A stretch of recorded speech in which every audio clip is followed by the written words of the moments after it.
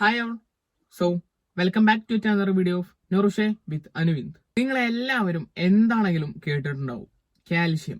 നമ്മുടെ ബോഡിക്ക് ഏറ്റവും അത്യാവശ്യമായിട്ട് വേണ്ട ഒരു മിനറലാണ് കാൽഷ്യം എന്ന് പറയുന്നത്. നമ്മുടെ ബോഡിയിൽ ഏറ്റവും കൂടുതൽ കാണപ്പെടുന്ന ഒരു മിനറലാണ് കാൽഷ്യം എന്ന് പറയുന്നത്. കാൽഷ്യം കൂടുതലായും കാണപ്പെടാറ് നമ്മുടെ എല്ലുകളിലാണ്. നമ്മുടെ ടോട്ടൽ ബോഡി വെയിറ്റിന്റെ, നമ്മുടെ മൊത്തം ശരീരഭാഗത്തിന്റെ 2% കോൺസ്റ്റിറ്റ്യൂട്ട് ചെയ്യുന്നത് കാൽഷ്യമാണ്.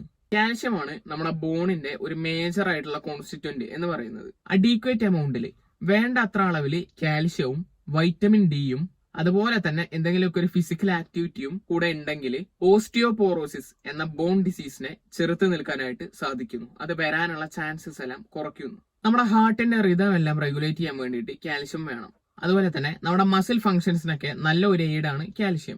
നമ്മുടെ ബ്ലഡ് പ്രഷർ എല്ലാം റെഗുലേറ്റ് ചെയ്യുന്നു. അതുപോലെ തന്നെ കൊളസ്ട്രോളിന്റെ ലെവലും റെഗുലേറ്റ് ചെയ്യുന്നു. ഒരുപാട് നാളത്തേക്ക് നമ്മുടെ ശരീരത്തിൽ വേണ്ടത്ര അളവിൽ കാൽഷ്യം ലഭിച്ചിട്ടില്ല എന്നുണ്ടെങ്കിൽ നമുക്ക് ബോൺ ലോസ് സംഭവിക്കാം. അത് പ്രത്യേകിച്ച് കൂടുതലായിട്ട് ആരിലൊക്കെയാണ് സംഭവിക്കുക എന്ന് ചോദിച്ചാൽ, ഒന്ന് കുട്ടികളില്, രണ്ടാമത് ആർത്തവ വിരാമം സംഭവിച്ച കഴിഞ്ഞ സ്ത്രീകളില്.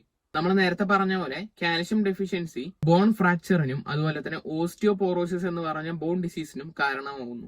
ഇനി കാൽഷ്യം നമ്മൾക്ക് ഒരുപാട് കിട്ടുന്ന ഭക്ഷണ പദാർത്ഥങ്ങൾ അഥവാ ഫുഡ് സോഴ്സസ് ഏതൊക്കെയാണെന്ന് നോക്കാം.